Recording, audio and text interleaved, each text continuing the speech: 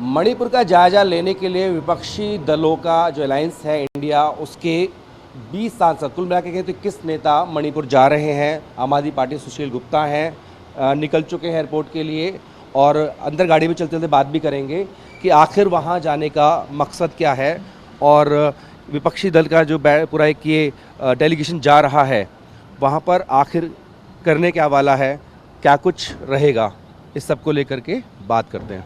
विपक्षी गठबंधन का अलायंस जो है इंडिया, उसका एक डेलीगेशन मणिपुर जा रहा है। मेरे साथ में आम आदमी पार्टी से सांसद सुशील गुप्ता जी हैं। सुशील जी, ये बताइए मकसद क्या है जो आपका डेलीगेशन जा रहा है, क्या पूरा रहेगा आपका? मणिपुर के अंदर दिल को दहला देने वाली, डरा देने वाली, रुला देने वाली घटनाएं बड़े स्तर पे हुई। लोगों के घर जला दिए गए, गोलियां मार दी गई, सिर काट के पेट पे टांग दिया गया और यहाँ तक कि बहनों को निर्वस्त्र घुमाया गया। देश की संसद में इसकी चर्चा की मांग सभी पार्टियां कर रही हैं, परंतु भारतीय जनता पार्टी की सरकार इस पे चर्चा कराना नहीं चाहती। लेकिन वो कह रहे हैं चर्चा कर रहे हैं, लेकिन आप तैयार नहीं हो रहे, हंगामा ज़्यादा कर देते हैं। नहीं, चर्चा करना चाहते तो अभी तक कर लेते ना। हर रोज 50 के लगभग सांसद रूल 267 के तहत नोटिस दे रहे हैं, परंतु बीजेपी चाहती है कि 10-15-20 मिनट की चर्चा हो, लघु चर्चा हो, जिसमें आधा समय बीजेपी ले ले और 5-10 मिनट सारी विपक्षी पार्टियां। इतनी बड़ी घटना हुई जिसकी चर्चा दुनिया की कई संसदों में हुई और हिंदुस्तान की संसद उस पर चर्चा ना करे, मैं समझता हूँ इससे शर्म की बात नहीं हो सकती। जरूर मणिपुर इस देश का अभिन्न अंग, हिस्सा है और एक बॉर्डर स्टेट है और वो हिंसा वहाँ से बढ़ के आसपास के बाकी पूर्वोत्तर राज्यों के अंदर भी जाने लगी। अच्छा, ये बताइए आपका ये 2 दिन का दौरा है, किन किन जगह आप जाने वाले हैं, फोकस किस चीज़ पर रहेगा? फोकस उन पीड़ितों से मिलने पे रहेगा, वहाँ की वस्तु स्थिति जानने पे रहेगा और इनके रिलीफ कैंप्स के अंदर जाएंगे, हम इनके गाँवों में जाएंगे और जो स्थिति होगी कम से कम उन लोगों से मिल के ये कहेंगे कि हिंदुस्तान आपके साथ है, आपके दर्द के अंदर हम शामिल हैं और जल्द ही इस समस्या का समाधान निकलेगा, आप निश्चिंत रहें। एक तसल्ली उनको देने वाली बात है और जो वस्तु स्थिति होगी उससे आके संसद में फिर चर्चा के लिए रखा जाएगा। क्योंकि मैती अब दोनों पक्षों से मिलने वाले हैं। सभी से मिले। अच्छा, दोनों पीड़ित जो हैं वो ये कह रहे हैं सामने वाले की गलती है, तो उसमें आप कैसे निष्कर्ष निकालेंगे कि गलती कहाँ हुई, चूक क्या हुई, फैक्ट कैसे फाइंडिंग? जब लोगों से मिलते हैं तो वस्तु स्थिति का पता चलता है, लोगों से बात होगी, कितने कौन दुखी हैं, क्या वास्तव की स्थिति है, वो तो सरकार जब संसद में जानकारी नहीं दे पा रही है तो मौके पे जाके जानकारी मिलेगी उसकी। चुराचांद भी जाएंगे, परमिशन मिल गई है? जी जी। क्या गवर्नर से या मुख्यमंत्री से मिलने का कोई प्लान है? अभी तक तो ऐसी स्थिति मेरे सामने नहीं है, परंतु जो भी प्रशासन वहाँ पे कोऑपरेट करेगा, it's all depend on that. मेरी जानकारी ये है कि 2 ग्रुप्स बनाए गए हैं जी। आप कौन से ग्रुप में हैं और आप किस तरफ जाने वाले हैं? मैं ग्रुप बी में हूँ और 4-5 रिलीफ कैंप्स के अंदर हम जाएंगे।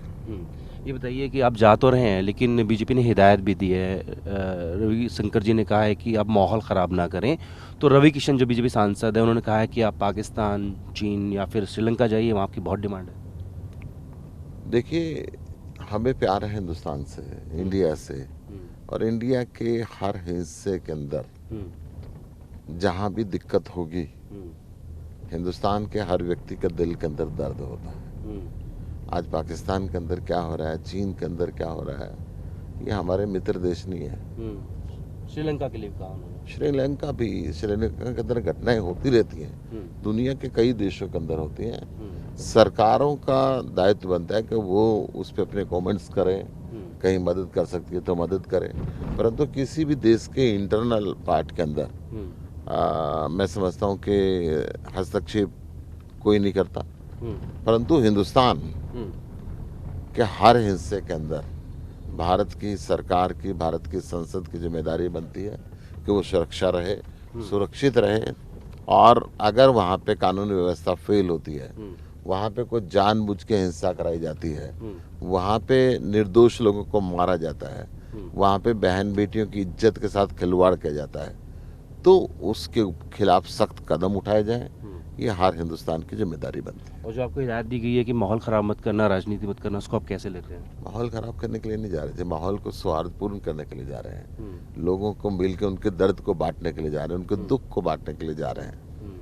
अच्छा ये बताइए, कमी आपको कहाँ लग रही है? क्योंकि देश की सबसे बड़ी अदालत में मामला चल रहा है और केंद्र सरकार ने इस मामले की निष्पक्ष जांच के लिए इसकी सबसे बड़ी प्रीमियम एजेंसी सीबीआई है, राज्य से बाहर ट्रायल चलेगा, चार्जशीट के 6 महीने के अंदर जो है तमाम चीज़ें हो जाएंगी, आरोपी गिरफ्तार हुए हैं, सब कुछ लग रहा है और दिन में खुद प्रधानमंत्री जो हैं वो 3-3 बार रिपोर्ट भी ले रहे हैं, तो आपको लगता नहीं कि सुप्रीम कोर्ट ने भी खुद इसमें संज्ञान लिया, संसद के अंदर भी चर्चा की मांग विपक्षी दलों ने की, सरकार कहाँ थी? मणिपुर में बीजेपी की सरकार है, केंद्र में बीजेपी की सरकार है।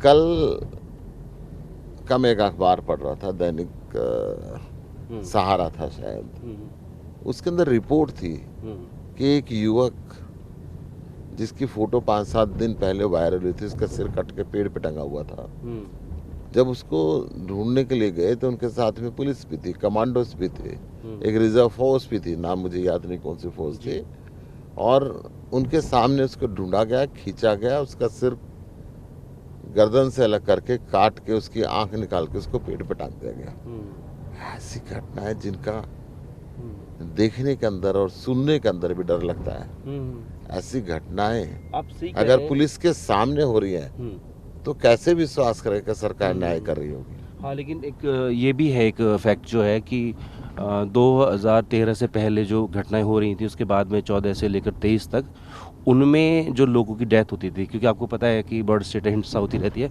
उनमें 82% कमी आई है, यानी कि सरकार कम करने की कोशिश कर रही है। और अभी के जो कदम है, क्या उनको नाकाफी मानते हैं? क्या भारतीय जनता पार्टी ये कहना चाहती है कि मेरे से पहले की सरकारें किस समय जो गलतियां होती रही वो गलतियां मैं भी करूंगा और इसलिए हमारे लिए गलतियां माफ हैं? क्या भारतीय जनता पार्टी ये कहना चाहती है? क्या सरकार ये कहना चाहती है? मैं कहता हूं कभी भी कोई गलती हुई है तो नियम बनता है कि भाई आगे इतिहास को याद रखते हुए चीजें ना दोहराई जाएं, अगर हुई हैं तो। अच्छा, मेरा आखिरी सवाल आपसे ये है कि आपको कब तक रिपोर्ट टेबल करनी है?